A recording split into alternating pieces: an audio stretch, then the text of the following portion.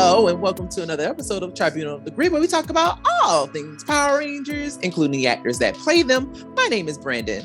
My name is Lena. And I'm Will. And today we will be talking about Power Rangers Dino Fury. Yay! That's all we're talking about. That is all we're talking about, because literally nothing happened this week other than the premiere. Yep. that was probably the most exciting thing this whole week. Like, no, seriously. Like, I mean, nothing. Literally nothing happened. And that's sad. That's really sad. Other than if you guys have been paying attention or if you guys even care, Lightspeed Rescue is now on YouTube as well. So if you want to relive the magic of the Rangers, Lightspeed Rangers kicking butt and Joel being a pervert, then yes, you can definitely relive the magic of Lightspeed Rescue. But first, before we go any further, I would just like to remind everybody, we are everywhere. We are on Apple Podcasts. We are on Google Podcasts. We are on YouTube. We are on SoundCloud. We are everywhere where you listen to podcasts. So, without further ado, go ahead and hit that little piece of like button. Hit that little piece of subscribe. Hit all those little buttons, and even like everything, like our posts, comment, do all the things, because we really appreciate it, and we want to talk to you, and we want to know if you actually like what we're doing. We want to know. I'm just saying, we just want to know. And the only way that we know that is if you go ahead and subscribe to us and do the things. I do see that we have some new subscribers on YouTube, so thank you for coming. Thank you for subscribing, and we hope that you are enjoying all of our content. We definitely enjoy it, and we enjoy making it, and we want to do more. So, without you, it cannot be possible. So thank you. So moving right along. Oh yeah, we do have some comments. One from Derek Hervey, our homie, and we also got one from Byron Weaver. Derek says, "Solid episode this week. Here's my theory for the Unknown Project being filmed for 2023. I believe this show will not be a Sentai adaptation. I believe this will be the first original Power Ranger series. My hopes for this series will be a hybrid to bridging the gap between the old era of Power Rangers and usher in the new moving forward. Fingers crossed on how they carry forward the evolution of the TV show." You know what? I agree 100% with that. I do believe that it probably will be a hybrid series, or it will probably be something brand new completely. I definitely believe that will probably be the case. What do you guys think? Yeah, I could see that being the case as well. Just going by what they've going by the rumors of the last couple of years, I could see them just doing something completely original. And then also the fact that this is Hasbro has it completely now, so I think it kind of makes sense that they would just do something completely original to really fully make it theirs now, since they have full ownership and they have so many plans for it, or so they tell us. Right. But you know what though? I feel that if they do it, and it sounds like they are, that is pretty much very much of a Hasbro kind of a thing to take ownership like that. It's about time. It's about time. We have a few, what's it called? Would you guys consider some American Rangers? Like, the Titanium Ranger, that was not part of the series, right? From what I remember. Right. So we had a few Rangers and so it's possible. We know they can do it. So hopefully they're able to make a whole storyline with brand new characters. Oh my God, that'd be so exciting. It really would be, because the thing is, we wouldn't have any type of baseline to judge it on. Like it'll be something completely brand new, something that we'd be Yep. like, we'd be so like, you know, so so not really lost, but we wouldn't have anything to base it on, because that's what many people do, especially with Power Rangers and Sentai. Basically, you know, I know what you're trying to say. Basically, we don't have nothing based on, so therefore, what are we comparing it to? So what are we complaining about? All we can do is talk about what we like and dislike about it versus going, oh, well, it's nothing like the originals, or it's nothing like that. right. Or it's nothing. Well, because you know what, my guy? It's not like that because there's nothing for you to compare it to. Yeah.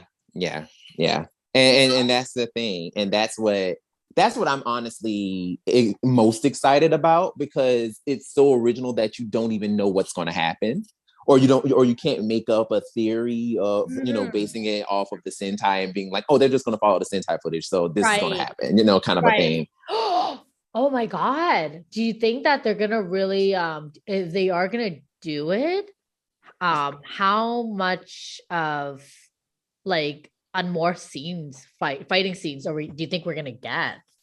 Because that would be really cool. Honestly, I think we'd get a lot, to be 100% honest with you. I think we'd probably get a lot. And also, too, what I noticed Netflix likes to do is they like to make everything like almost one seamless movie. So, but they'll break it up into like 8 to 12 parts. So it wouldn't surprise me if whatever we get is almost kind of like a streamlined movie. Like you can watch it all at once and it'll be almost like a movie. Yeah. But it'll just be a long movie. Yeah. Kind of a situation. God. I mean, I'm down for that. I mean, one thing about me, one thing that I've always kind of said anyway about Power Rangers is that without all of the filler episodes, if you take out all the filler episodes and you just leave like the basic ones that tell like the actual story of the show, literally you'd only have about 8 to 12 episodes, because literally like the rest of them are pretty much all filler, just like fill-ins for like character development, things of that nature. But you don't need all 22 episodes. You really don't. Like you can tell the story in a very short block of episodes. And I just feel like, especially if you make them a little bit longer than 30 minutes and you just tell the story that way, it could work.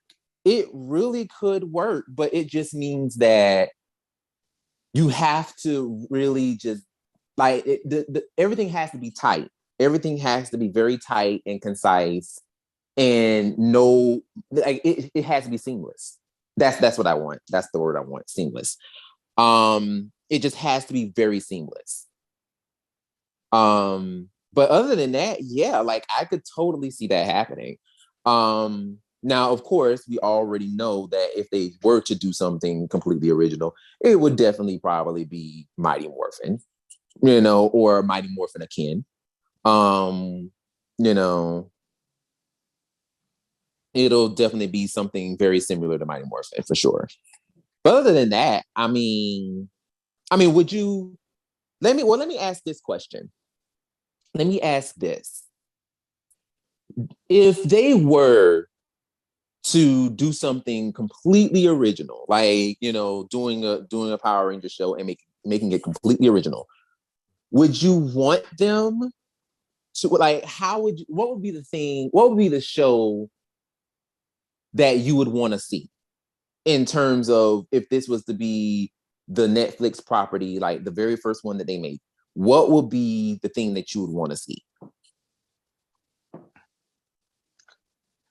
Oh gosh. God.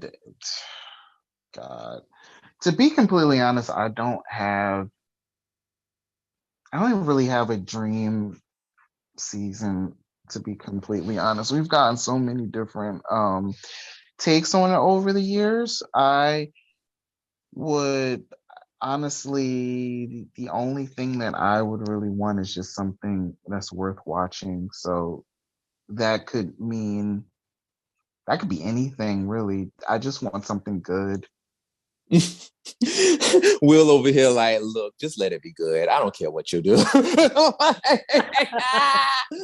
said, I don't give a shit. Just make it good. Just do something. Honestly, Will, same. Because we could Will get is so over many here like, different I don't things, you care. know? Like it could. I just can't really think of something that I need. I mean, the only thing that I could think of maybe is something off Earth because we've never seen that before. But if they do something original, I kind of I don't know why I think that whoever does it might not know about the series, so they'll probably just stick to something basic. But I wouldn't mind seeing something on either a new planet or one of the planets that has been established over the years as being a part of this universe. But really, I'll take what I can get, and hopefully, it is something enjoyable. True. I mean, I'm not gonna hold you, and I've said this before. I know I've said this on the show before, but I am still going to say this, and I'm going to keep saying this because this is something that I just genuinely really want. I want this show to have a horror aspect to it. I really do. I want the show to have a horror aspect. And not so much so to where it's like, oh my God, like, oh my God, it's so scary. Oh, it's so gruesome. Oh my God. Ah. No, I don't I don't mean that. But I want the reason why I say I want to have more so of a horror aspect or like an action horror kind of aspect, kind of like a Buffy the Vampire Slayer. And that's not saying that it has to be Mighty Morphin, even though I think the Mighty Morphin thing just works best for it.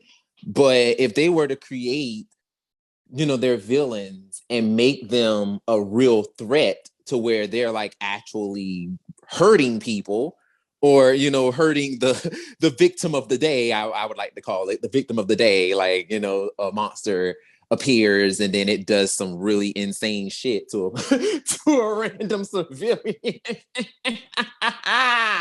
Like somebody just trying to go home. It's like, I'm just trying to make it to the bus stop. And just like randomly, like a monster just comes out of nowhere and just abducts them. And then like you just see like their suitcase being left behind or some shit with blood on it or something. Like, I mean, something like that. Like I said, it doesn't have to be gruesome, but still like, like let it be to a point where it's like, it's a threat. Like these things are real. Like they are out here trying to get the girls, honey. And, like have it be, it can still be funny and have humor to it, but also the threat is real, shit is real, and there are consequences. Like, so, and Power Rangers honestly can be that. It can do it. So if they were to do something like that, I just feel like that would be the move to go. Me personally. Like I think that, raising the stakes a little bit higher. Like I said, it doesn't have to be, we seeing blood, guts, and ass, but I mean, it could be something. It really could be. But that's just me. But yeah, thank you so much, Derek, for that comment. We also had one from Byron, and he says, here is why I think Cure Major could work as a Power Ranger season and a great 30th anniversary season. Machine Sentai Cure Major as a Power Ranger season, be a sequel to Power Ranger Zeo, take inspiration from Beyond the Grid comic book storyline and put into actual show. It could be a combination of Power Ranger Zeo and Lost Galaxy. That is a good idea. And also one of the characters in Cure Major looks like he could probably be from Eltar because he's literally a blue man. Well, his daughter anyway. Well, both of them are actually his daughter and him. They're both blue people, so it could work. It could most certainly work. Yeah, I could totally see that. That was a good idea. I had heard that idea before. Yeah. I wouldn't mind seeing something like that. And anytime that Zeo can give some love and acknowledged. Period. Period. And our Zeo crystal was never destroyed. So I mean, not that that matters at this point because everybody just has their powers, but it was never destroyed. Well, here's the thing. Here's the thing with Zeo, and I actually had a conversation like about this on Toku J's page. If you have not seen his phenomenal artwork, you just have to see it. Toku J, TOKUJAY.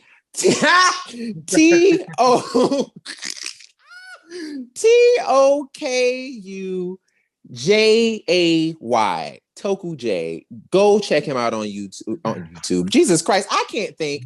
Go check him out on Instagram. His artwork is just absolutely just freaking phenomenal. It's amazing. His eye and just his, oh gosh, he's phenomenal. He's already done redos of the Mighty Morphin team, and he even personalized the Stone Canyon trio. Like, come on. Like, I just love it. Oh, I love it. I love it. Like, he had Trini without the skirt, but he gave Aisha a skirt. Like, I'm like, you are phenomenal, sir. And he even did the Zeo group, and now he's doing In Space. He skipped Turbo, but he said he was gonna, skip around anyway. So whatever. But one thing, the reason why I bring him up is because he's doing kind of like this thing where he talks about each suit and almost gives descriptions on the suit to make them more practical, to try to, give you an idea of what the suits can do and how they operate, kind of a thing.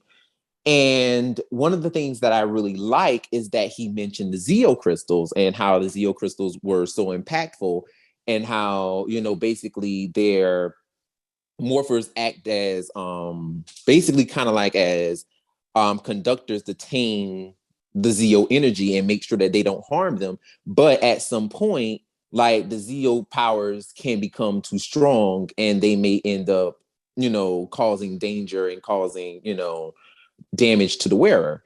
And did I not, on the air, did I not say that has always been a dream storyline for me when it came to Power Rangers Zeo going into Turbo? Because one of the things I've always said was, for the Turbo movie, I wish that they just went ahead and they made all of them become weakened by the Zeo power, because the Zeo power got way too strong and it started to have an adverse effect on their bodies. And they had to come up with new technology to gain control of the Zeo power.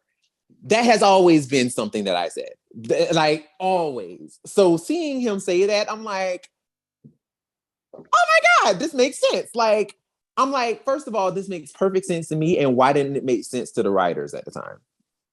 Just saying. Like, it makes perfect sense. It's like, use the lore that you created. Like, I mean, to me, it just felt like it was the most obvious thing to do. And it's like, you gave it to Jason with the Gold Ranger powers, but you didn't give it to the rest of the team, even though you literally created that same storyline for the actual Zeo crystal itself. Like, why didn't you just go ahead and give that to the rest of the team too? Like, the Zeo crystal, because they said the Zeo crystal gets stronger over time. So, okay, the Zeo crystal gets stronger over time. Okay, bet. Like, it's been a year that they've been using it. It's gotten stronger with the battle against the Machine Empire. They can't control the power anymore. It's causing damage. It's making them sick. Rocky, got tired because the crystal was making him weak. He got tired and he injured himself. New threat came. Oh my God, we need to learn how to control. We need to, control these powers, but we can't, because if we do, we're gonna die if we use them again. Bet. The turbo technology. Boom. Now you can control your powers again. Yay. Plus we have new suits and new Zords. Boom. Like, I'm just like, it makes perfect sense. Like, I'm just like, why did y'all not think of this? But whatever. That's, ciao. Whatever. anyway.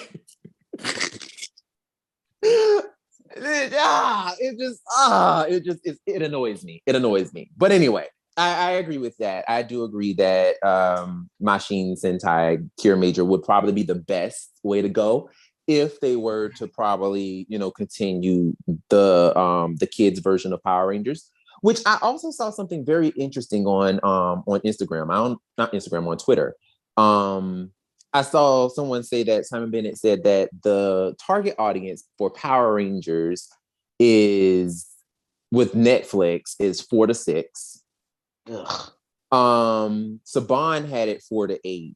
So I mean, there's really not much of a difference. Really? Yeah, Saban had it from 4 to 8. But Disney had the highest one. Disney had it, I think they said, all the way up to 12. You could tell. And I'm like, so that is why it was the way it was. That makes perfect sense. If Disney had the target audience up to 12 years old, that makes perfect sense. So it's like, why can't we go to that? Why can't we go back? Like, we can go back to 12 years old? Like, I mean, it next, whatever's coming up next should be, right? Hopefully. I mean, I would honestly hope that they really would make the show, a higher, I'm not saying it has to be, 18 and up. I'm not saying that. Like, honestly, I don't even want it to be that, to be honest with you. Just write smart. That's really all I'm asking. Just write smart. Like, we don't have to have, situation and lesson of the day. Oh no. Kind of like what we got with Dino Fury, even though Dino Fury has been doing an excellent job with season 2, which we will talk about.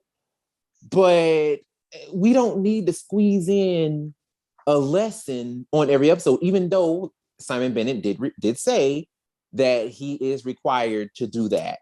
Like, that is, that's something that they are required to do. Like, they have to squeeze in a lesson in every episode. So, you always have to have somebody learning something, where it's like, oh, well, I have to learn to trust my friends. Oh, I have to learn that, I can't eat ice cream every day. Oh, I can't, it's just like, come on, guys. We don't need this, but whatever. Speaking of, right? Because really nothing happened this week except for Dino Fury coming out. That's what we're going to talk about. We are going to talk about episodes 1 and 2 of season 2 of Power Rangers Dino Fury. Before we get started, any thoughts? Just before we get started, like, what did you think of the things that you saw? Okay. Or anything like that? Personally, I don't know about the two of you. I personally thoroughly enjoyed the 2 episodes. I felt that there was more of a serious tone to it this season versus the first season.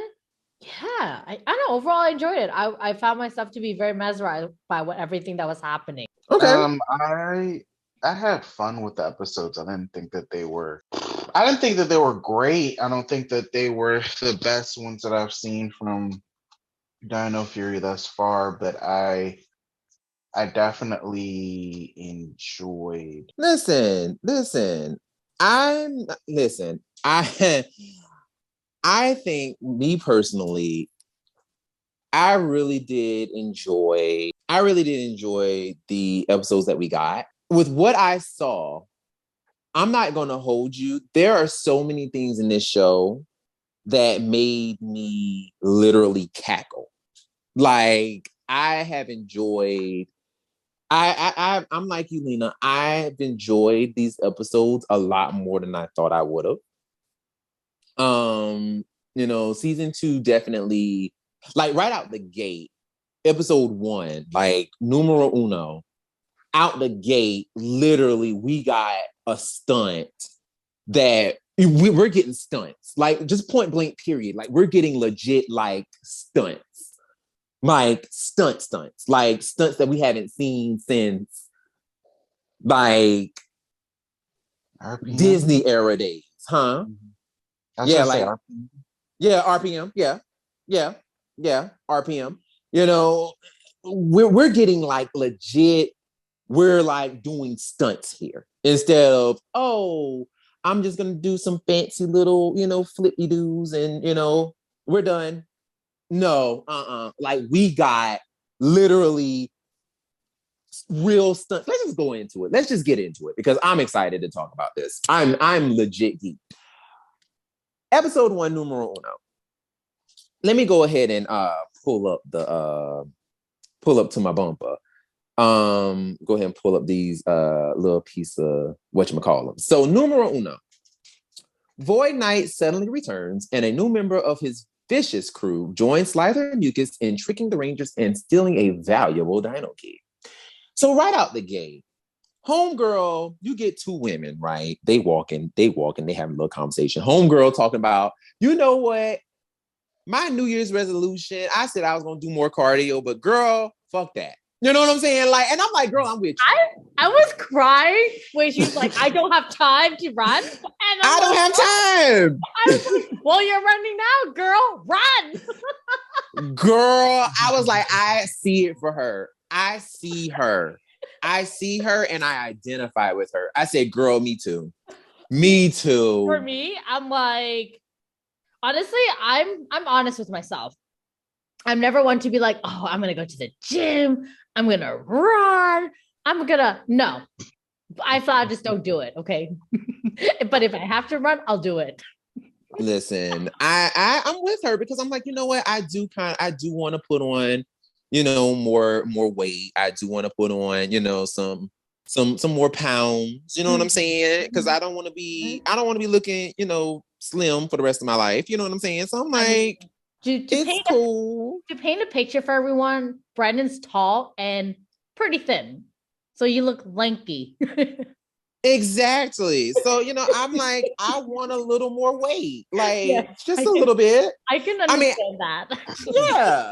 So I'm like, every year, I'm like, you know what? And I always start out strong. Like, I'll start out real strong. I'll be going to the gym every day. Like, every day. Like, eating well, like, doing all the things. And then literally, like, right after that, like, something would happen. And then I'm just like, yeah, no, never mind. I don't feel like doing this no more. And I don't. So, like, and I literally just stay this way. So it's like, no, don't get me wrong. I am sort of cut. So I have like definition, but I'm just not at the weight that I want to be. So I'm just like, oh, well, bump it. Like, I'll just try again next year. And I'll just go the rest of the year without doing anything. So yeah, like that. So I understood her. I got it. I was like, yeah, girl, me too. I feel you. And then literally this freaking spork show up and start unloading the chopper at him. And I'm just like, well, damn, like that's fucked up. So like Lena said, it's like, well, you running now, sis. And they was hauling ass too. Like they were like, you ain't shooting me today. So I'm like, bet. I hear you. I was laughing so hard. I was like, I don't know why I thought it was so funny. I'm like, oh, you're ready now. Bye. Okay. I guess that was the idea of it, but it was just like, this is so dumb. Why am I laughing so hard? Girl, I got it. And I felt bad for him too. I felt bad. I was like, oh God, like you ain't had to do that to that girl. Here she is minding her business and now you shooting at her. I mean, hey, she wanted her resolution to come true. She said she didn't have time. They made time for her. Child, I was like, oh God, poor baby. Great. Oh. Poor baby. I felt bad for her. But child, so homegirl went hauling ass, her friend, they running. And then all of a sudden, you see Red Ranger come galloping over freaking on rooftops, just pulling parkour moves and just running across. And I'm just like, oh, no, they didn't. And ladies and gentlemen, I just want you guys to know a little behind the scenes secret. Simon Bennett has confirmed that, yes, that is an actual stunt person running across the roof for real. Like, that is a legit, a real scene. So fucking cool. That is legit real. So cool. The only thing that was not real was the explosions and the shingles coming up. That was the only thing that's not real. Other than that, him doing all the jumping and the leaping, all that all that's real. And I'm like, are you freaking kidding me? For real? We got John Wick in the building? Like, are you for real? Like, I'm just like, oh, so we doing next level kind of stunts, I see. Oh, we doing stunts today. And, you get, Red Ranger come leaping and jumping off of a freaking roof, coming down, slashing the Sporix. And it's like, oh, bet. We love to see it. He come down, slash the little Sports like all bewildered, looking crazy and fool in the face. Then you get freaking Ion and Izzy come flipping out of a window. I'm like, cool. What is happening? Like, literally, I was screaming literally the entire time. I'm like, I was literally so impressed. I was so impressed. I'm like, this is how you open a season 2. This is how you open. Like, you go balls to the wall and just go all out. And I'm like, oh shit. Like, that's what I'm talking about. That's what I'm talking about. Like, I was so impressed. I'm like, oh yes. They come out, they being all badass. Then of course you get Ollie, him doing a little kick, a little surprise kick, which I'm just like, whatever. And then you get Chance. Chance finishes it all. And that is the end of that. That opening sequence is just mwah, chef's kiss. Love it. And yeah, so then of course somebody made it late to the party. Who was it? Emilia. Emilia comes late. She's all like, "Hi guys, I'm doing everything for Buzz Blast. Hi, sorry I'm late." And they're sitting there like, "Well, girl, we get it. We know you're working for Jane. We know, girl." She's like, "Oh, okay, all right. I guess I'll go back. All right, guys." I'm just like, okay. I'm not gonna lie. This episode, they made Emilia. Okay, Emilia reminded me of Zoe from Beast Morphin. Yes. Everything about this episode was basically Zoe. It was Zoe. I was like, why does this character look so familiar? Did they write the wrong character in?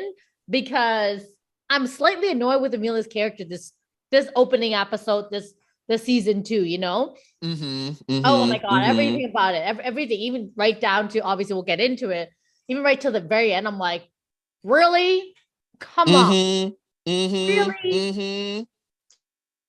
And I'm sorry, her acting. Oh, yes. Her judging Ollie's acting, when her acting was just as bad, was just as bad. I'm like, this is a no, okay? You both need acting classes, okay? You both are terrible. That's why no wonder nobody was coming. Okay, because they all knew y'all was lying. They knew. Child, girl. I'm sitting here, like, and you said something that made a lot of sense, though. Like, I'm not even gonna hold you. Yes, like Emilia's. I know this is a Emilia focused episode.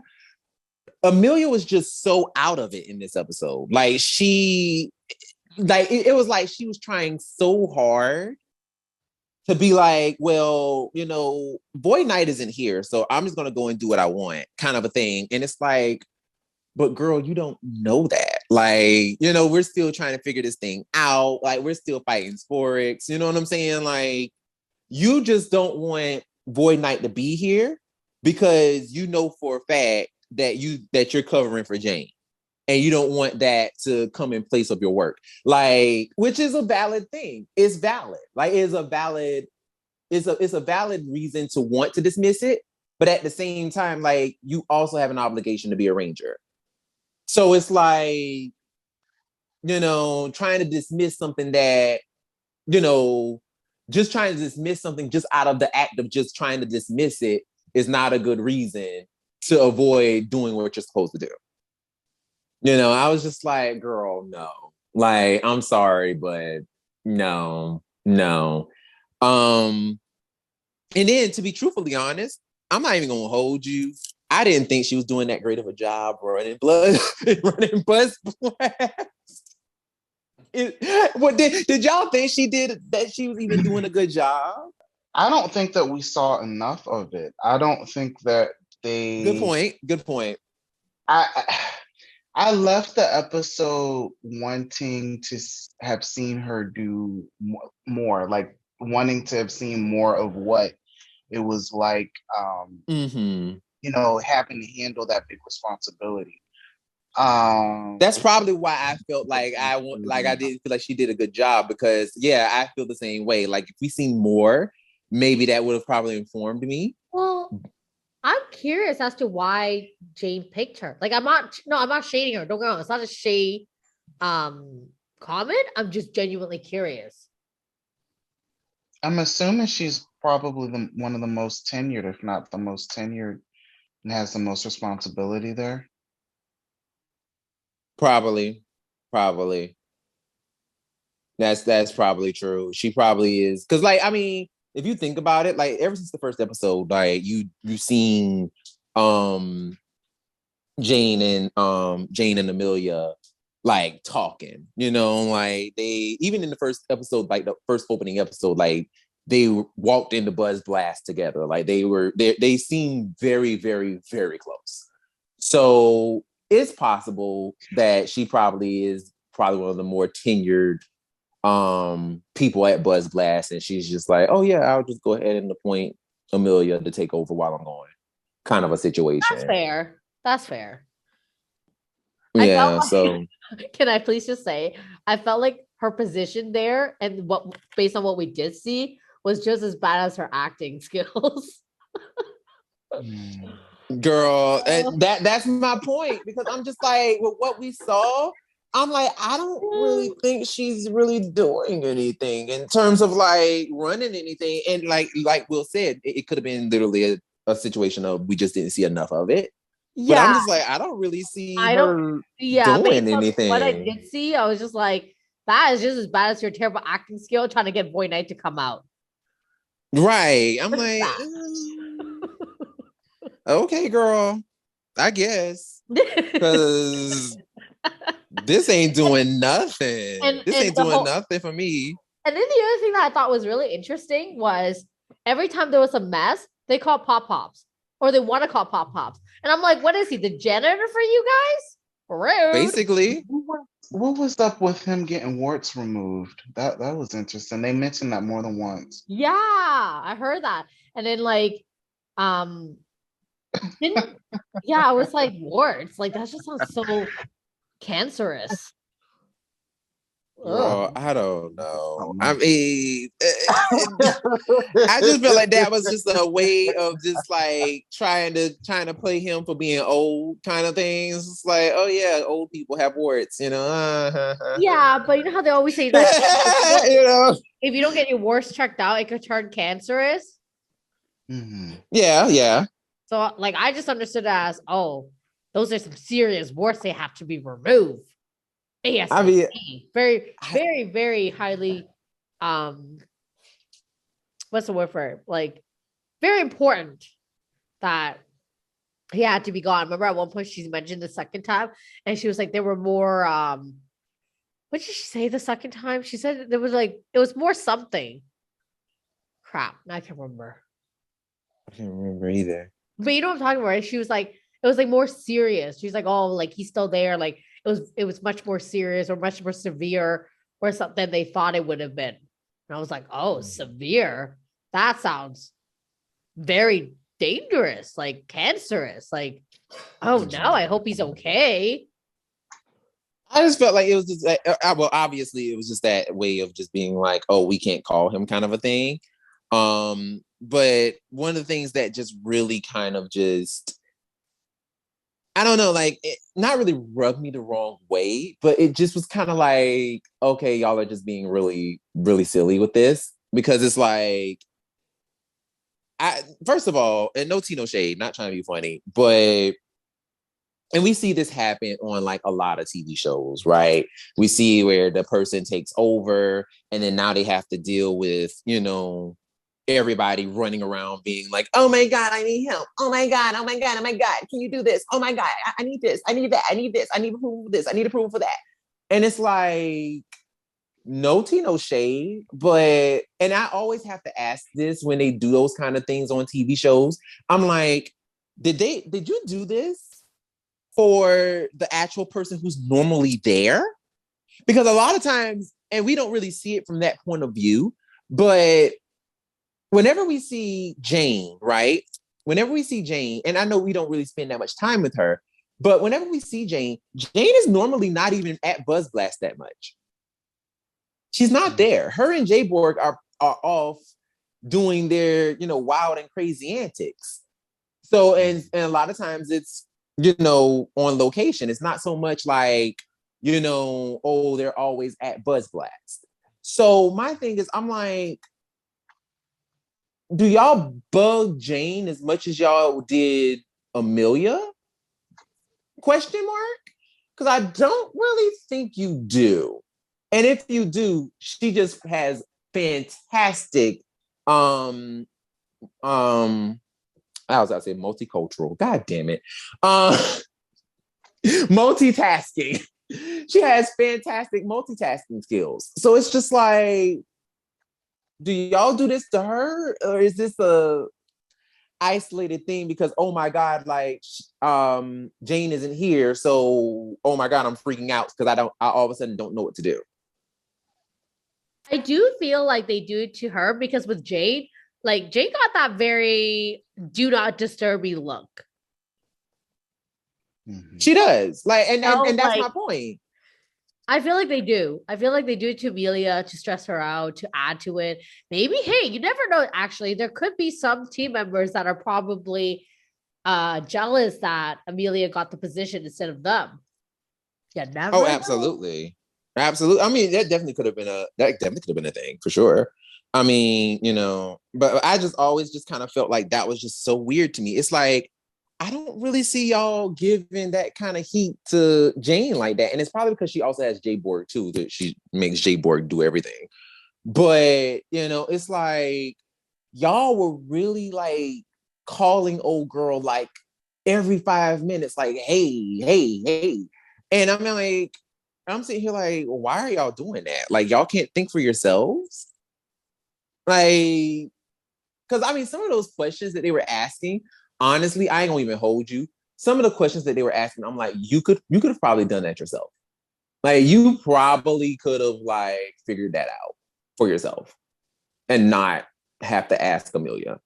But that's just me, because I mean, I also work in leadership too, and a lot of times I have that same thought when my associates come up to me and ask me certain things. I'm like, did you think about this before coming up to me and asking me this? Because I really feel like if you thought about this, you would have gotten the answer like right away.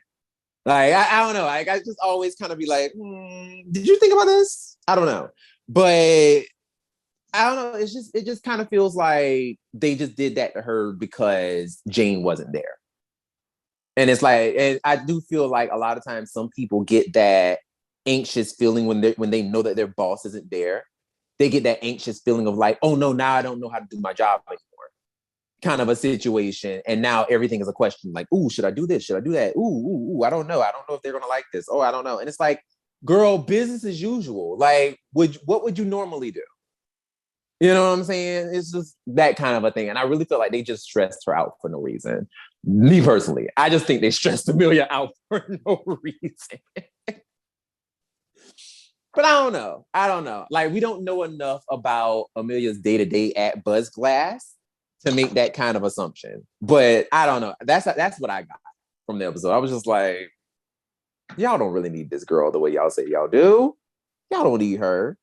But basically, that was the whole episode, them just being like, calling her over and over. Emilia couldn't do her job as a ranger, which subsequently, messes up their plan with Void Knight and his saber. One of the things that interested me in one of the other scenes coming up is that Izzy gets a call from her little boo thing. And I'm like, ooh, they like, well, what we gonna do today? Like how are we gonna take over the world? Like, what's up? And the monster is listening and eavesdropping on her conversation. I'm like, oh, voyeurism, you rude. Eavesdropping on her conversation, comes out, they battle. First of all, once again, fabulous stunts. They come out, do the thing, they're fighting. And then this guy comes out of nowhere. And he is acting up. Oh my God. Oh, my beautiful flowers. Yeah. Oh, I'm like, no, I'm sorry. Me. It bothered me because it was so bad. It was so bad. And it was meant to be that way. Yeah. As when we saw what happened next, it was like, okay, all right, you get a pass. But that was right. And then go ahead. When he said, "Oh, you better fix my cart," like, who are you talking to like that? Who are you talking to? Girl, first of all, like the way he was just blobbering and I'm like, nobody didn't sit here and side-eye that, because I sure would have. I would have definitely side-eyed it. Like, what the hell is this problem? Like, the fuck? Like, I definitely would have been side-eyeing him. Like, all right, bro, you really overacting right now. Like, you acting out. Like, what's up? Like, something's wrong. And sure enough, of course, it was Slither. And it was all a trick to get the fix-it key. So, the monster of the day has the ability to go into anything that has a cyber network. So it turns itself into data and can go anywhere. So it went into the video, the camera that's on the street, and it was able to jump out after Javi used the fix-it dino key. So the monster stole it and it disappeared. Then the Rangers, all upset, they disappeared. Well, okay, sorry, I'm going too far. So they go back to base, and they, they're like, oh, the fix-it dino key was stolen and blah, blah, blah, blah, blah, this, that, and third. And then they played the footage that was on the camera. Come to find out, it was Slither, because Slither, was acting all weird like he normally does, and revealed himself to be Slither. Which I'm just like, y'all, have y'all not figured this out yet? Like, have y'all not figured this out? Like, anytime a random civilian is acting like that, like, I would have picked up on it right away. Like, he is acting way too weird. Like, something's wrong. But anywho, so they realized that they were tricked. So then they were like, you know what? We have to figure out what to do with this doggone sword. Because maybe, Void Knight might be back. Emilia's like, Void Knight isn't back. I don't know why y'all overreacting like this. And I'm like, girl, why are you so quick to shoot that down? Like, I'm just like, what is your problem? Like, why are you so quick to just throw out there that, oh, Void Knight isn't here? I'm like, what's your problem? So she's like, oh, no, he's not here. He's not here. He's not here. So the Rangers are about to go ahead and go about their day. And then Izzy notices that the computer is glitching. And she's like, no, we need to destroy the sword. I appreciated her being smart and her picking that up. First of all, I love that. And I also loved the fact that she was literally she did exactly what Ollie and Emilia was trying to do, but better. Mm-hmm. Like, she did the exact same thing, like literally the exact same thing. And I don't know whether that's a testament to Tessa's acting in general, but it was just so good how she did it.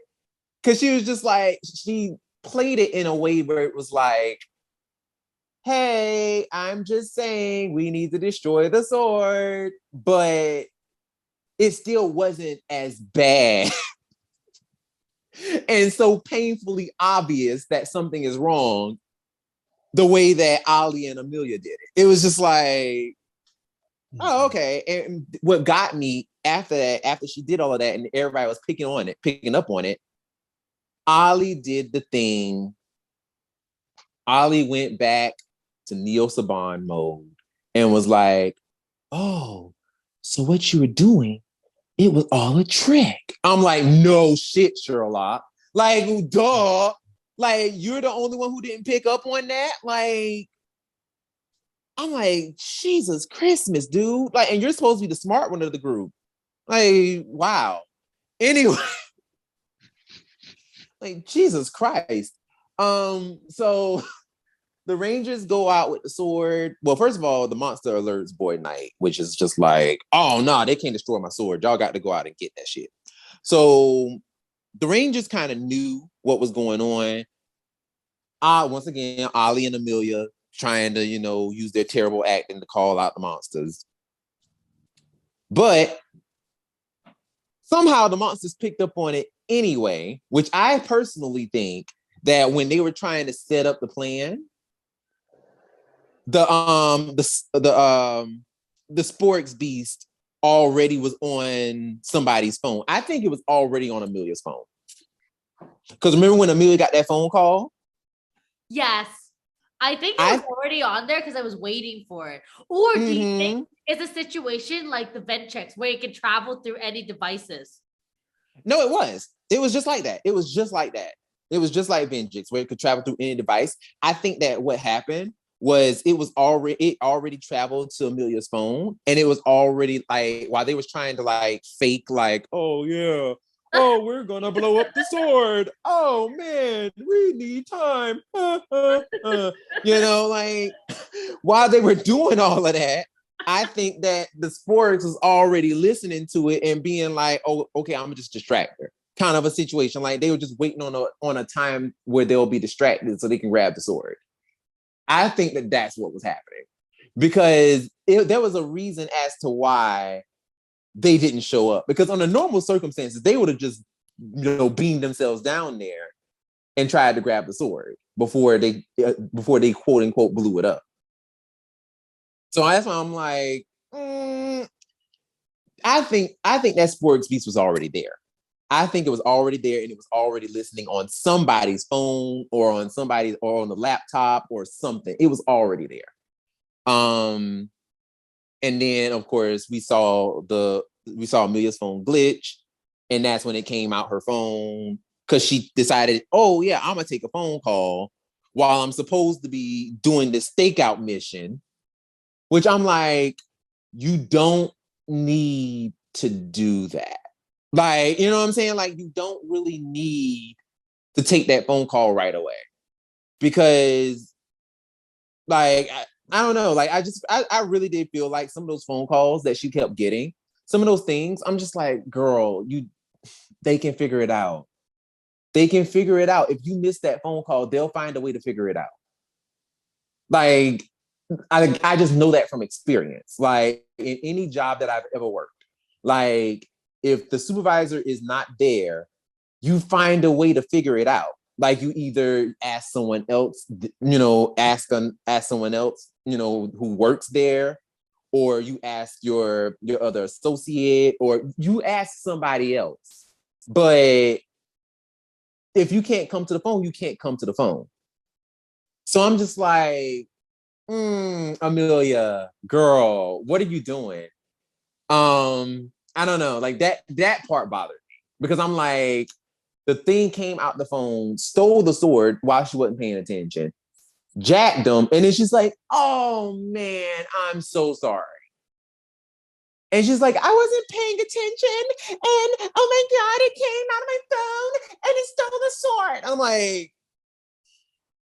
the way. Oh my god, I'm sitting here like, girl, what? Like, literally, my face was so twisted. I'm like, huh? That I'm sorry trope was like a thing in 2 of the episodes I watched. It was kind of annoying. It was so annoying. You're like kind of monumentally messing up and you're just saying sorry. Okay. Yeah. And it's like, and I understand, like I feel like Izzy had the appropriate response. Like Izzy was very appropriate in how she responded. It was just like, great, our plan is ruined. Like, no thanks. Man, I wish the line would have been, our plan is ruined, no thanks to you. Because literally it was her fault. Like it was literally her fault. And I'm like, yes, jump down her throat because you made it possible for us now. If Void Knight is back, which I mean, he proved that he was, if he is back, now you just gave him exactly what he wanted. So yeah, it is your fault. And it's just like, girl, really? Really? All because you couldn't not answer the phone? Like, I'm just like, I just don't believe that if she hadn't answered the phone, Buzz Blast would have like melted and fell apart. Like, no, that's not how stuff works. It's like, girl, like multitask. Like, no, like it's no. Like, I just didn't believe that. Like, it really bothered me. Like, that part bothered me a lot. So then, of course, they fight the monster. I did enjoy the scene where Zato shrunk himself into Zords and was fighting the monster inside of the cyber dimension. That was cool. I was like, ooh, okay. Little piece of Don Brothers vibes here, which I mean, Don Brothers, well, Power Rangers Dino Fury came out first, so I guess Don Brothers jacked that from them.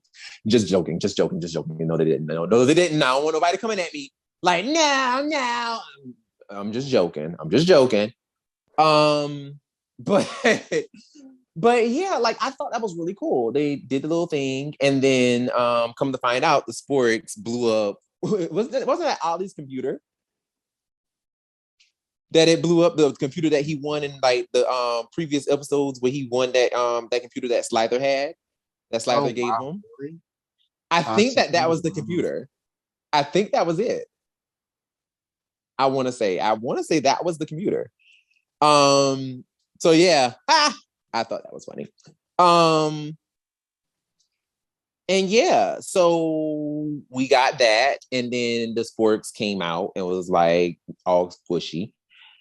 And just right before they could grab it, which I'm like, y'all stupid. Why didn't y'all just go ahead and grab it right then? And it's like they were just standing there just staring at it like idiots. Void Knight jumps down and grabs it and is like, gotcha, bitches, I'm back, and runs. And I'm like, y'all just stood there and watched him grab it.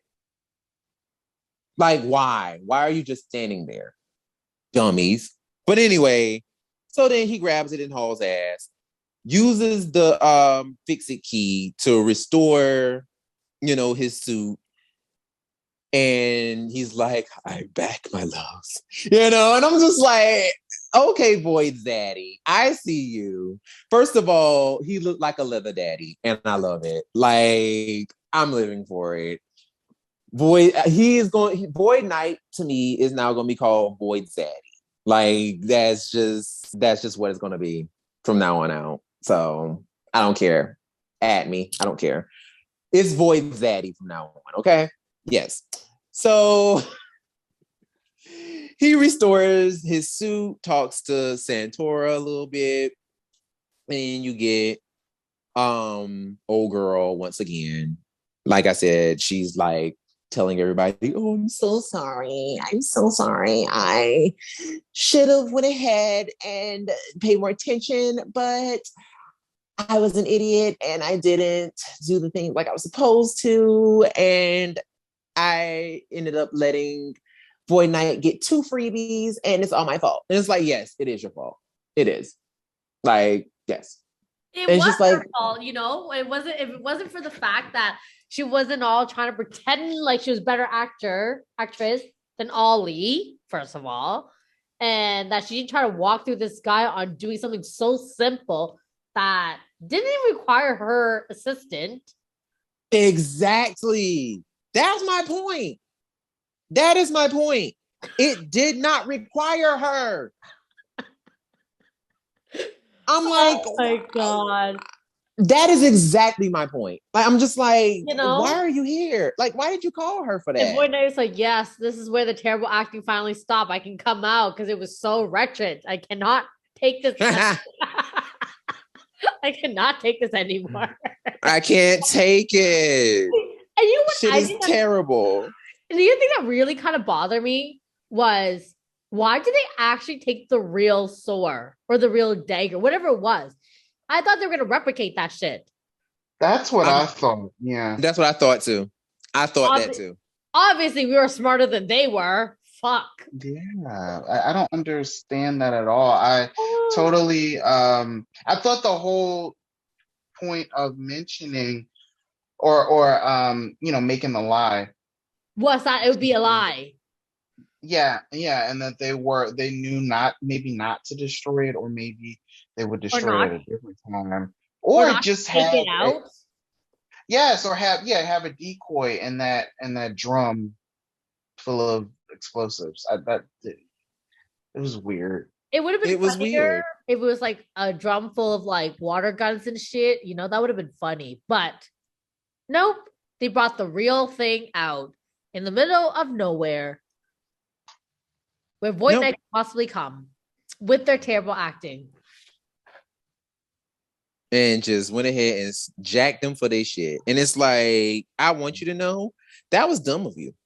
That was dumb. And not even just that, it took her like 5 whole seconds to realize that he came out. Right. I was like, Emilia, are you freaking serious right now? Do you not notice what is happening? Nope. Like he literally came out with his lightnings and like, I don't even know how he came out, but he was making a fiasco entrance, okay? It wasn't quiet.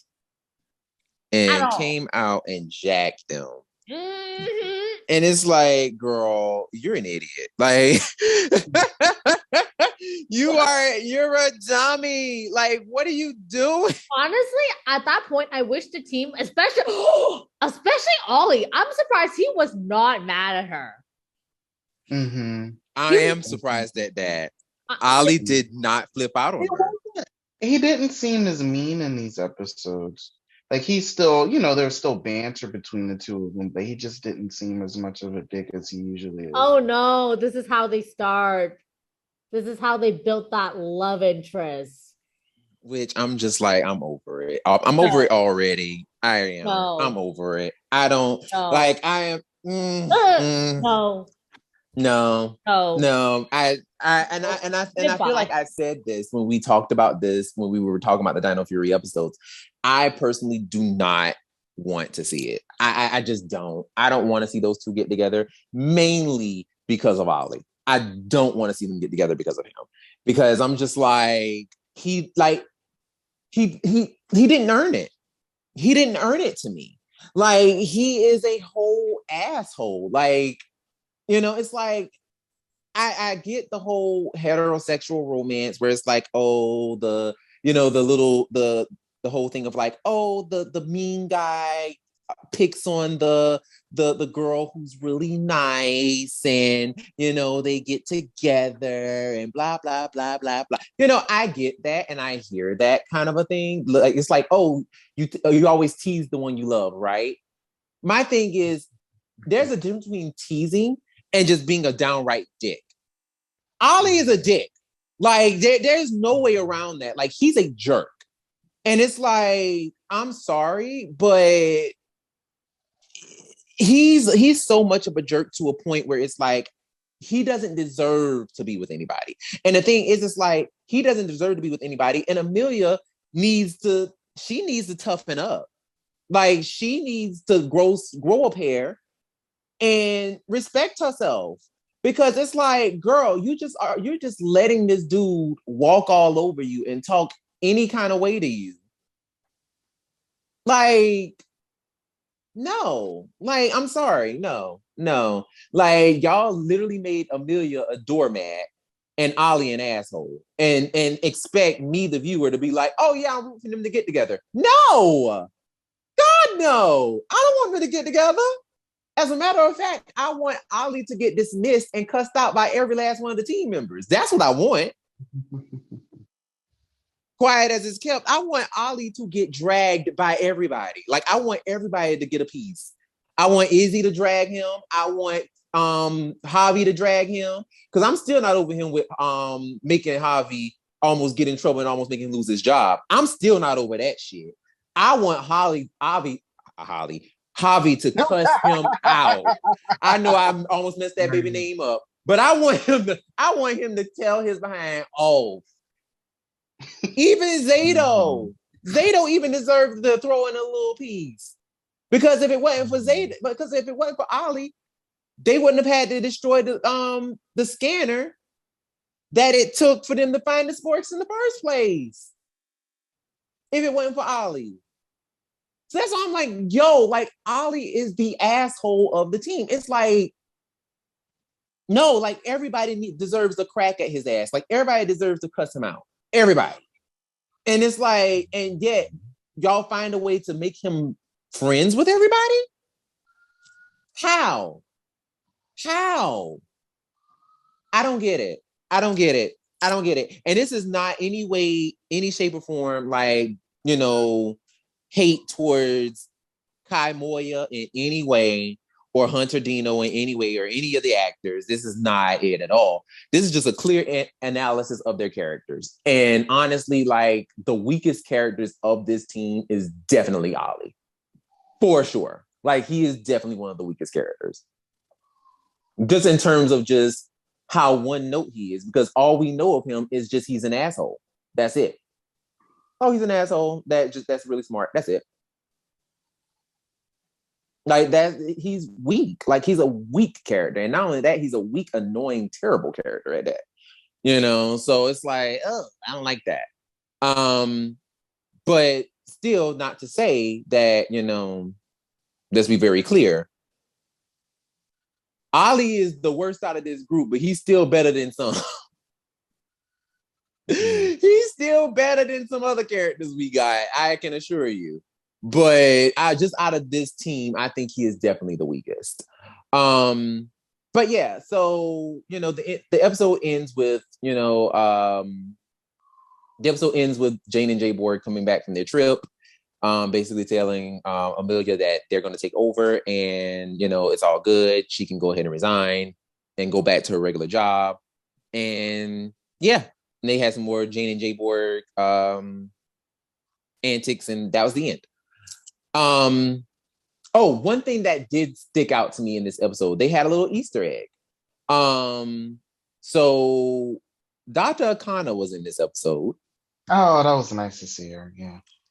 And funny enough, actually, these episodes premiered on her birthday. So yay!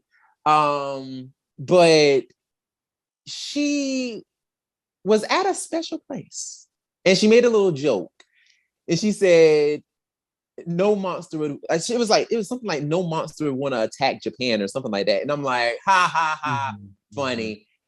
But also, she was at the Ishimori, I think that's what it's called, Ishimori, I want to say, Ishimori Institute. That name is very important because that is the same name of the creator of Kamen Rider. Wow. So yeah, that was something that I was like, wow, I see you. I see you, Power Rangers. I see you. That was a cool little Easter egg. I liked it. So Ish Ishinomori. Ishinomori. That's it. That's it. Yeah.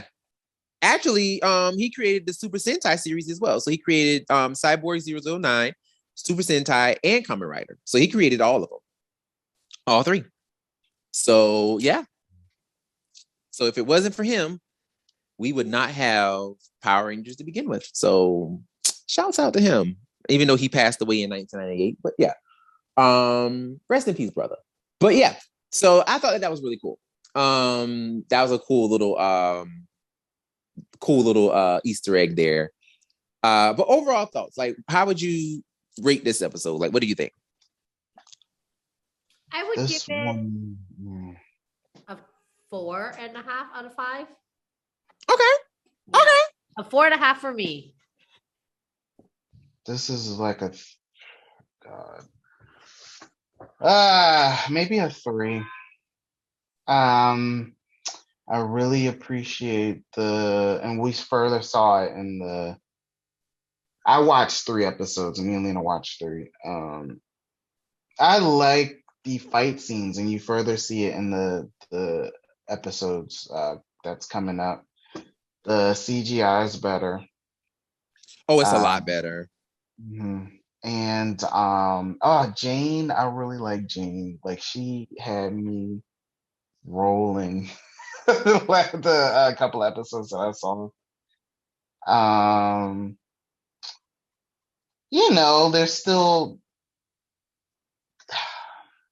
There's still some issues there, but it did feel kind of different, like very, very little, very subtle difference from what we've gotten so far. But it was a pretty decent episode, I thought. Okay, I will give it a 4. So I'm like right in between y'all. I will give it a 4. There were some, like, it would have been a perfect, except for with some of the things that was happening with Emilia. What would have been cool for me is, what if she didn't answer the phone? And what if Buzz Blast actually did fall apart? And she had to deal with the ramifications and the consequences of Buzz Blast falling apart because she didn't answer her phone. Mm-hmm. You know what I'm saying? Like, what if that was the case? And then Jane coming back and being like, yo, what's going on? What happened? And it's like, I feel like they just needed to do more with that story, because that story was actually interesting, and I think that is something that is a good lesson to teach kids about having a good balance between responsibilities and to not spread yourself too thin.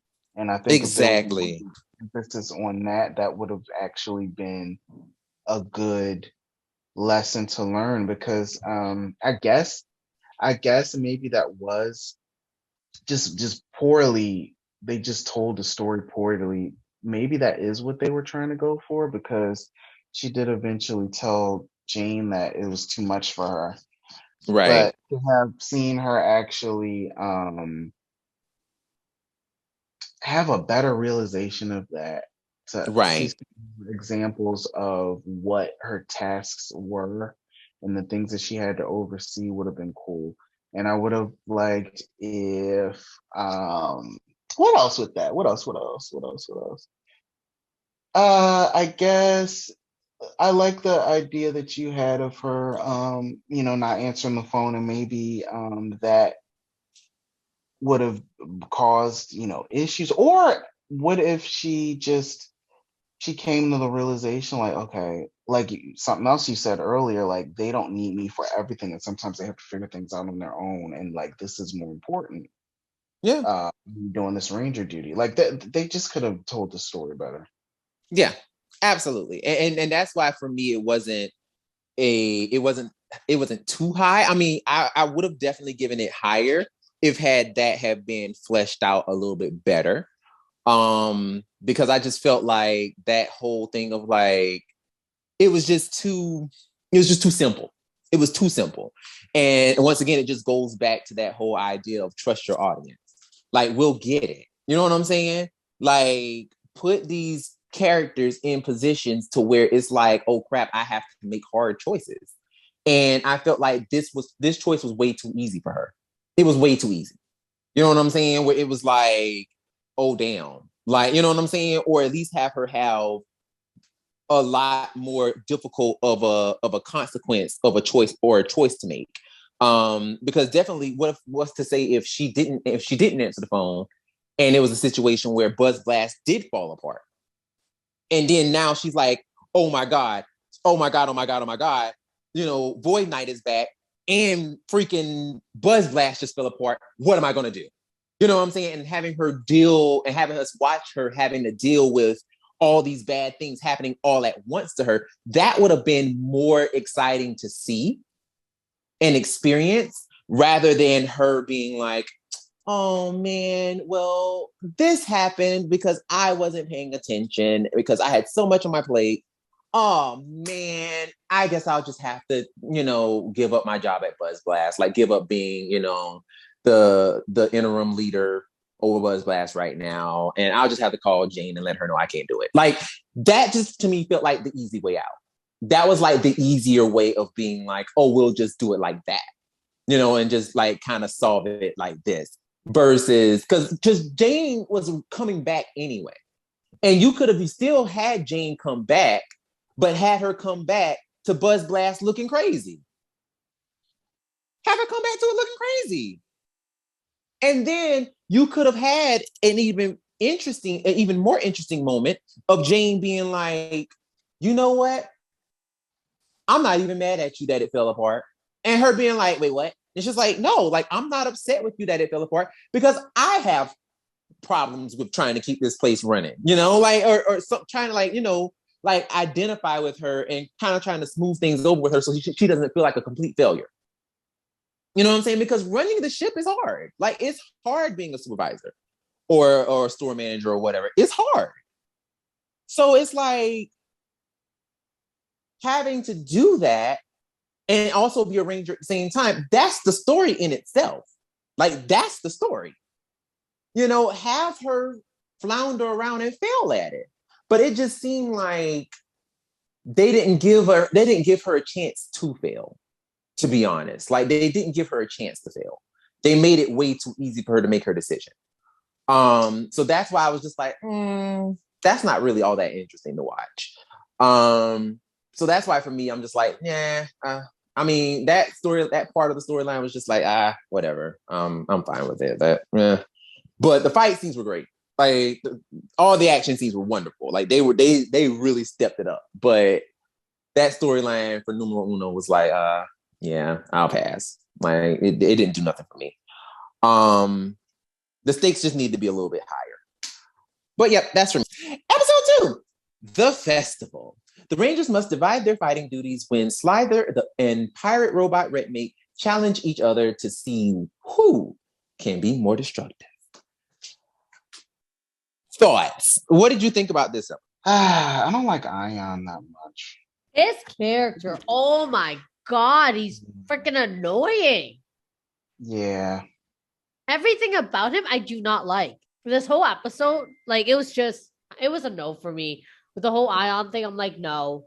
That was just, I don't know. They just give him that very selfish, like. He's selfish. He doesn't really. I guess he's self-centered. He doesn't take other people into account for his actions. Yes. He just does what he wants to do. Something like a spoiler for the 3rd episode, like, he didn't even apologize to Solon after wrongly questioning her and questioning her assessment of the situation of the plot for that one. And when they found out that, oh, she was right, he was the only one that didn't apologize, and he was the main one That was Yeah. coming.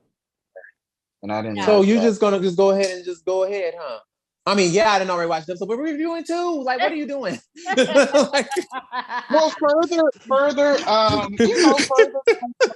like I don't like his character. Yeah, his character is just very selfish. And I'm just selfish. joking with you, but yeah, Like but even then, like even with Zato, like he didn't apologize till like he had to. yeah. Like he didn't flat out like admit it until like Solon's whole cabinet was fried, and people kind of discovered it. And that's when he was like, "Okay, yeah, like that was me, my bad. Like your toy was just so cool. I wanted to play with it." And it's like, okay, yeah, but it wasn't your toy to play with. You Yeah. bought a bowl. And the way that I put this in the chat earlier, the way he was like, "Oh, I'm sorry," and he was kind of like, oh my god, he was kind of like playful with his apology too, and I'm like, yo, Yeah, he made it a joke. He was like, get yeah, out of here. he made it a joke. He's just like, bing, bam, boom, zip, zap, zap. This is like my guy. Like, what are you doing? Right. Like, I love how That's Solon was like very important equipment. Right. I love how Solon goes, oh, the speaker seen the last few words. Was it Zoop and Zam or whatever the two words were? like it. Solon throwing shades. That was my favorite. I'm sorry. Oh no, Solon throwing shade is always wonderful. Like her quips are great. My thing is in this episode for me, like what I didn't care for was I agree with you with the whole thing with Ion. I guess my main issue with this episode was more so just the idea of how quick Zato was like. I mean, I didn't like the stuff with Ion either, but I definitely also didn't like how Zato really didn't have, a reaction, too much of a reaction to Ion basically stealing his shit and breaking it. You know what I'm saying? And you know what I'm saying? Like he really didn't have much of a reaction to that. It was just kind of like, oh, you took my weapon and you broke it. And he didn't really seem like he really was upset about it. And I'm like, dude, that's your gift. Like, that's yours. Like he took something that belonged to you. And I mean, he had that initial reaction, which I thought it was going to go much further than what it did. And it just kind of went into that whole comedic thing of, him doing all the zip, zap, zap, pow, and I'm like, okay. And then Zato's just like, okay, all right, well, we need to go ahead and fix it. We need to figure this out. Kind of a thing. And I'm like, no, I want you to live in that space for a bit before I'm just going to just go. And I know that has nothing to do with Russell and his acting. It has more so to do with more so of a directorial point. But I'm just like, I would have loved to see Zato actually be like, yo, that's not cool, man. Like, you don't just take other people's stuff just because, oh, I think it's cool. Let me just go and just like, do whatever. Like, you don't do that. You know what I'm saying? Like, have more so of a reaction to that. Because no, like, that's wrong. Like, you don't do that. And I feel like in this episode, he didn't learn his lesson. If we're all about teaching lessons, quote unquote, Ion didn't learn his lesson. Yeah. Like, he did not learn a lesson. Nobody's calling him out on his stuff either. Yeah. Like everybody's just taking Ion at, oh yeah, he's just being Ion, he's just being silly. And it's like, no, like he's literally being reckless and he's doing stuff that he ain't got no business. Like, call his ass out on it. Like, no, be like, no, that's not okay, dude. What are you doing? So yeah, I definitely did not care for that. Like, I was like, yeah, no, that's not cool. Like, that's not cool. So yeah, I didn't care for that. I didn't like that. But there were some other things that I enjoyed in this episode. So let's go ahead and get into it. So, Wreckmate comes back. I like Wreckmate personally. I like him. I like him and Slither because him and Slither are just like, there's definitely some competition there.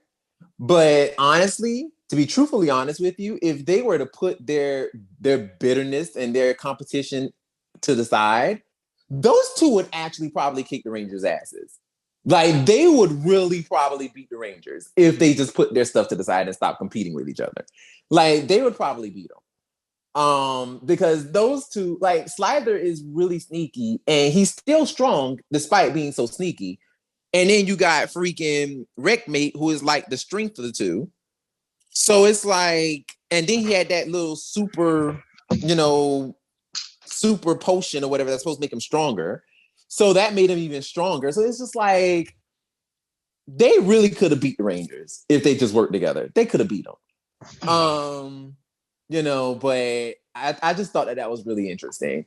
And then we seen, Wreckmate fight the two fight each Rangers 3x3. He fought Ali, Emilia, and Zato first, which that whole fight scene shot amazing. Like, that whole fight scene was just the fight scenes in this season are just so, oh my God, they are amazing. They are just flat out freaking amazing. That fight scene between him and Zato, Emilia, and Ali, like the Super Sentai footage in there, the Ryu Soldier footage, spliced in perfectly.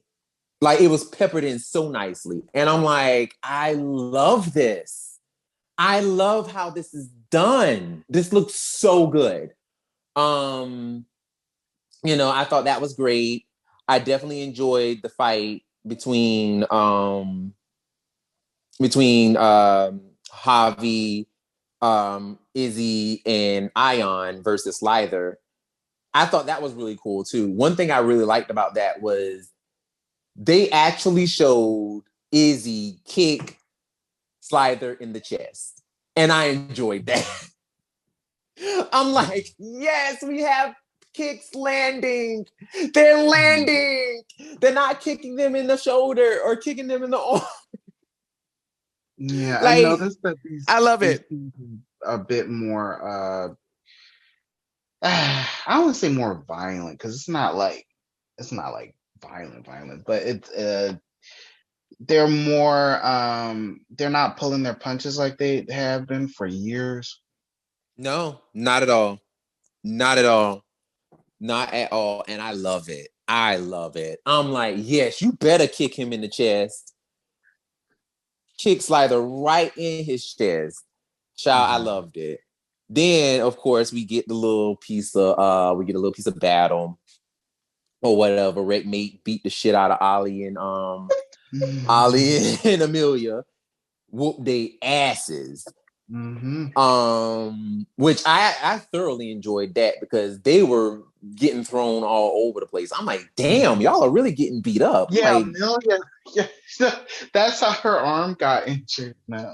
Or wait, or am I thinking about the next one? We're not talking about that. My bad. My bad.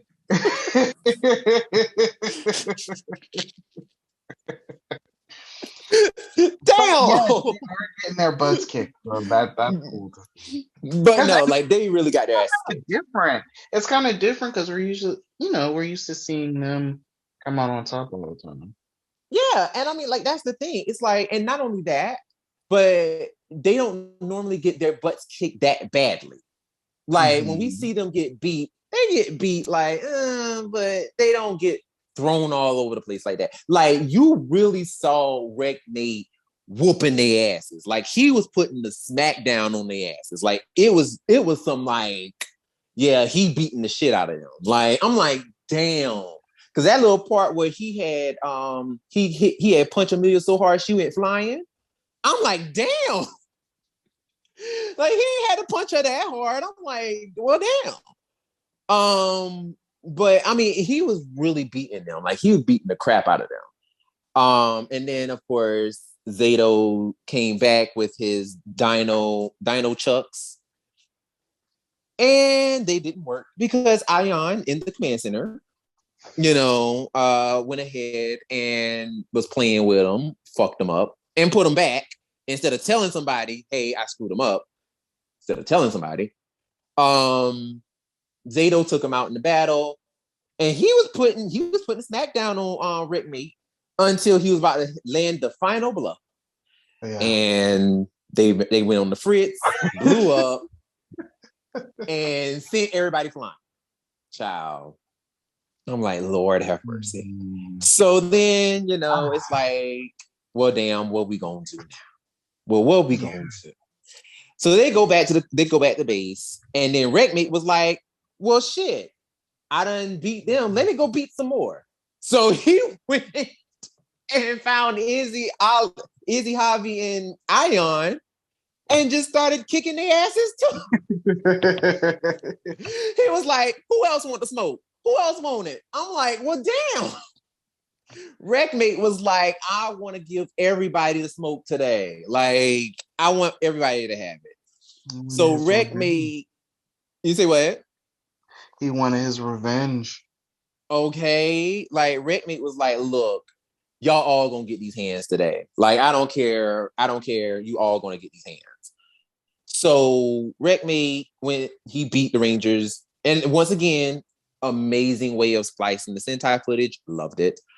And yeah, like once again, he beat the Rangers and sent them, back to the base, all handicapped. They all hurt up and beat up. Mm-hmm. Oh man, that was cool. That was actually pretty cool seeing them actually there's repercussions for the beatdown that they got. Right. Because normally, like, we'll see them, like, walking in, holding their arm, like, oh God. Oh. But not so much of, oh no, like, I just got my ass beat. Like, let me lay down. I'm about to go lay down. Like, let me go lay down. Because, yeah, I just got my ass beat. But, yeah, like, we never actually see that, which I'm like, oh shit, that was cool.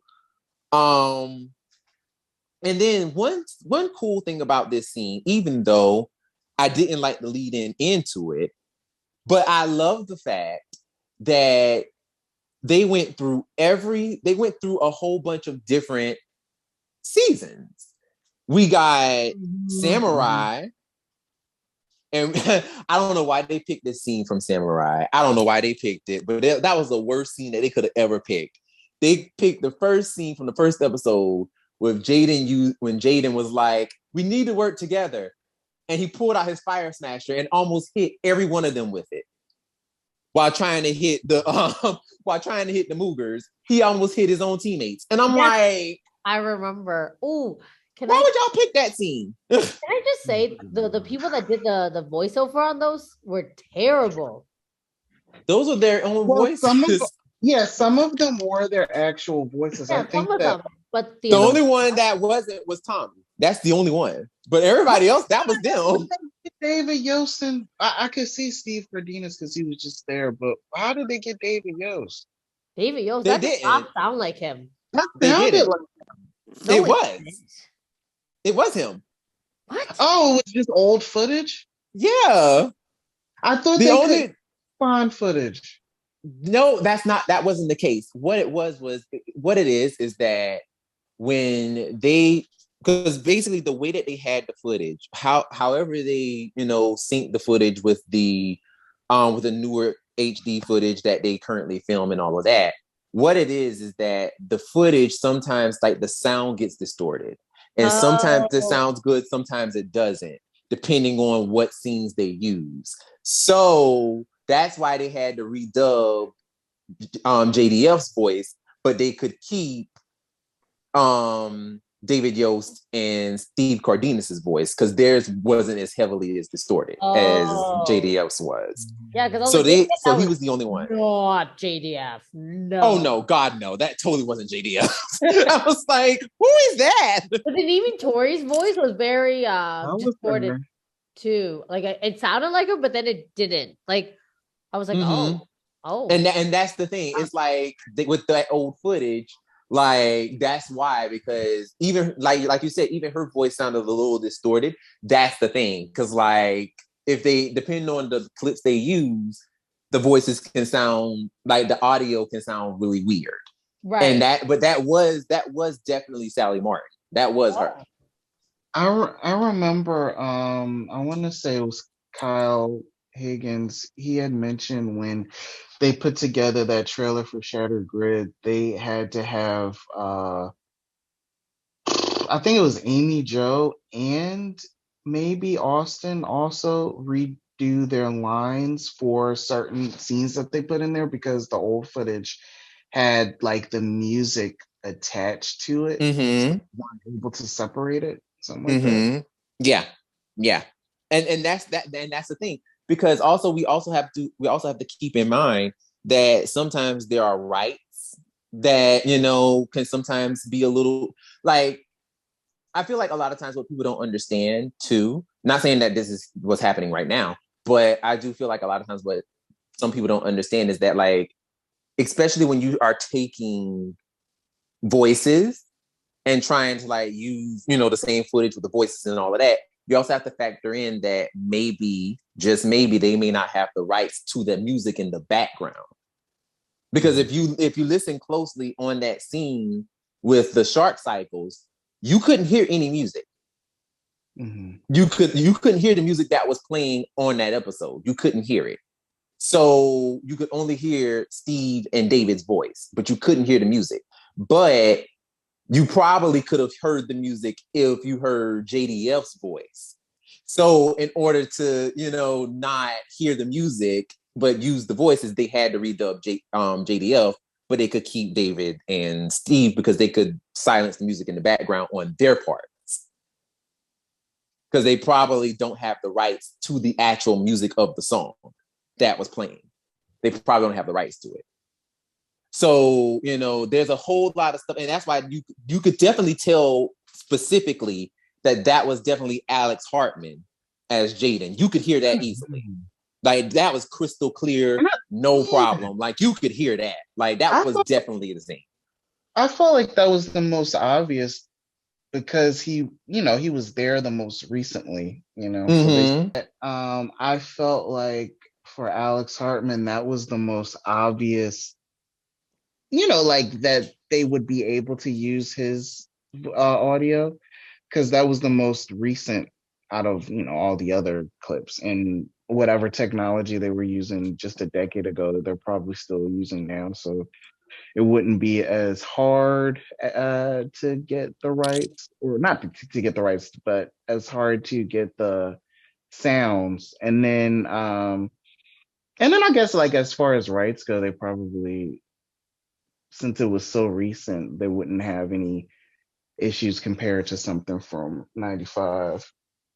Yeah, and I mean, also, too, if you think about that scene that they took with the shark cycles, that was just a regular song. Like, that was a song exclusively for that episode.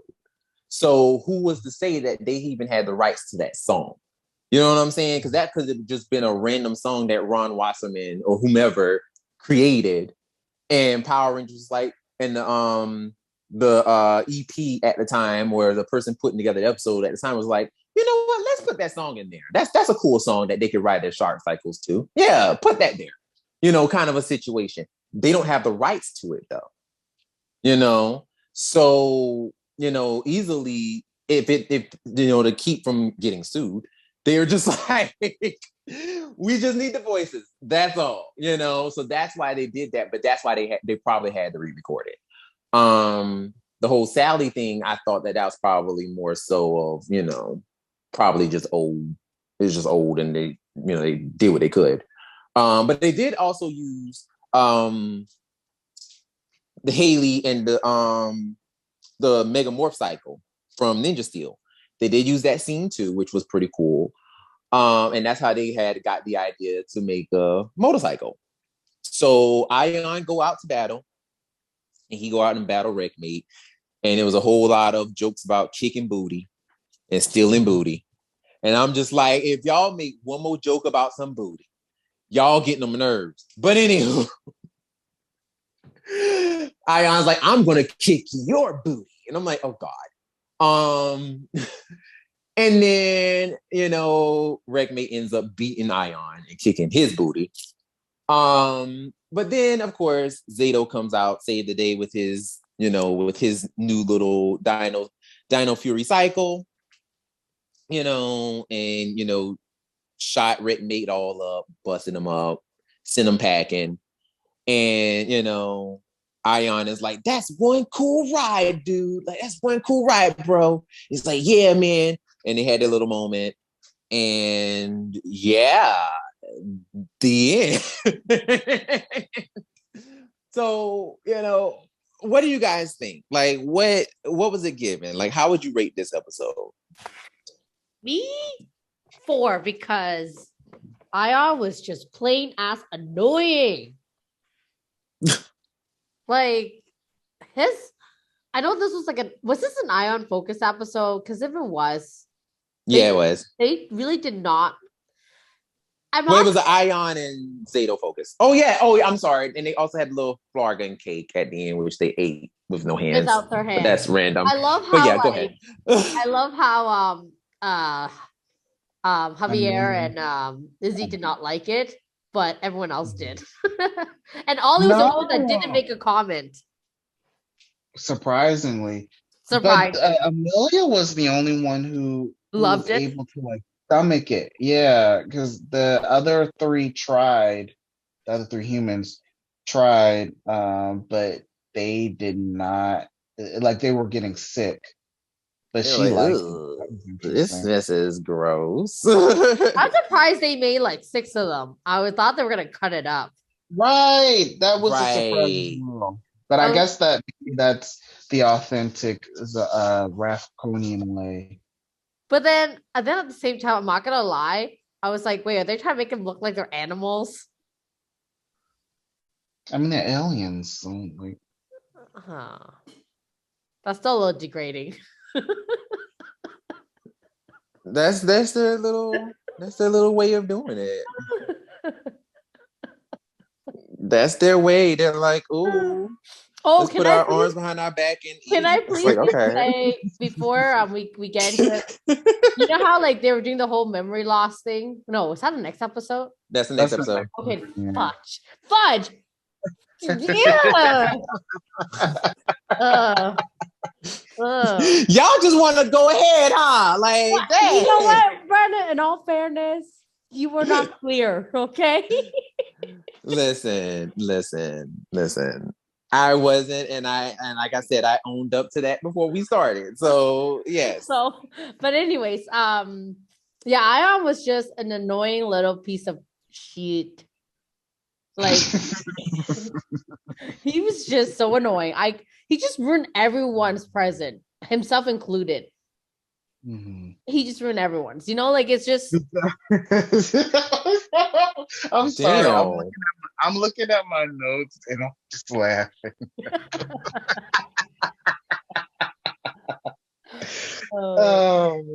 Yeah, that's all I got to say. I just wish. I mean, I don't know how do I say this. I'm glad that they're making him, but we already have Ollie, who's that dick of the group. Do we really need another dick of the group? Another one, yeah. So I don't know. I'm just not really sure how I feel about Ion right now, because basically since he's been part of the team, nothing has really been positive with him. He came in, he was challenging Zato's leadership and Zato's decision making, even though he couldn't make any decision on his own. He was already stressing out over the smallest things. I was like, really, my guy? Those are very easy decisions. Really?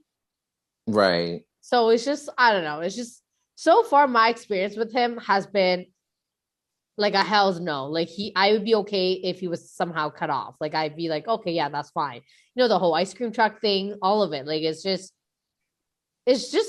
I guess what I'm kind of surprised about too is given the fact that he's a knight and he's a ranger, and I don't know how they choose them to become Power Rangers on Rivecon, but and obviously here even in the human world is the same thing, but I just feel as though he's just not very honorable as a knight or as a well, I guess not a person because he's an alien, but you know what I'm trying to say. Like, Individual. Yeah, exactly. There you go. As an individual, he's not very honorable, not very nice. Yeah. I got to say that. Oh man. I like this one a little bit better, but I think I still give it a 3. There's a couple of things I didn't mention. I forgot to mention. When when Zato was, well, first and foremost, I hope that somehow, some way that those Dino Chucks come back or were recreated because those are cool. But when he first saw them, when he was gifted them, he said Dino back massagers. That made me laugh. What else? Oh God, the moment where he had to Zato had to leave the battle, and he told Emilia, Burb. be right back, and he said it like it was a word, burb. I love that they're still that I love that. They're like, Mhm. I told him it's BRE. Yeah, I love that he still is having issues with earth slang and stuff. Like, it just makes sense that would still be an issue for him, and probably one that won't ever go away because he's so old. And then when there was a part where after Ion had first and foremost was told not to touch, not and or use the Dino Chuck indoors because they're too powerful, and his hard-headed ass want to do it anyway. But then after he did it and he like messed them up and messed up the parts of the base, when Sola noticed what was going on and she tried to fix them, they they blew her away. That was so funny. Oh God. But those are like just like little things that stood out to me and made me laugh. Because I was laughing a lot in these episodes, interestingly enough. But yeah, I liked that. I like the flashback scenes as well. That was nice to see that they're still, honoring the past. But I thought this one was this was a decent episode, so I give this one another 3. I am probably gonna be with Lena. I'm gonna give it a 4. Because to me it wasn't a bad episode by far, but there was just certain things that I just feel like could have been told differently, could have been told better. And overall I'm like, this would work better if certain things were tweaked. And I do feel like in this one you just need to tweak certain things, because like I can deal with Ion being, the jokester, the jokester of the group. I can deal with that because he's so jovial and all of that. I can deal with that. My only thing is that, like we said before, there is no consequence. It's just, oh, that's just Ion. He's just silly, and it's like, no, that's not okay. Like, you still need to reprimand him because he's causing problems. Yeah, he's silly, but be silly when there's time to be silly. Like, don't do things that's either going to put people in danger or mess stuff up. You know what I'm saying? So I just don't like that per se about that episode. And I also, like I said before, I just felt like Zato's reaction just was not genuine to what just happened. But I say all that to say it was still a good episode. I enjoyed all of the all the stunts, all the fight scenes. You know, we got the preview of the Dino Fury Psycho battle a long time ago. So we got to see that. The footage looks great. The CGI looks wonderful.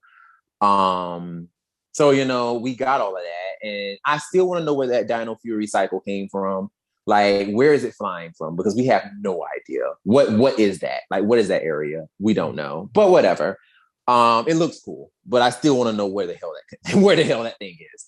But overall, yeah, it was a cool episode. Like, it was a really good episode. So yeah, that's all I have for me. So if you guys listening out there have any opinions or anything like that, if you guys, want to tell us what you thought about these episodes or whatever have you, or any topics that we talked about tonight, definitely leave us a comment in the comment section. We will definitely read it on the show and we'll talk about it. How did you like these episodes? Did you love them? Did you hate them? What do you think? Let us know in the comment section. And, once again, tell a friend. Please tell friends, family, whomever who wants to listen to podcasts, because I feel like we're fun people. So tell the people, okay? Tell them. And, let's grow this thing. But yes, definitely let us know what you think. And once again, my name is Brandon. My name is Lena. And I'm Will. And we will see you next time. Bye. Bye. Bye.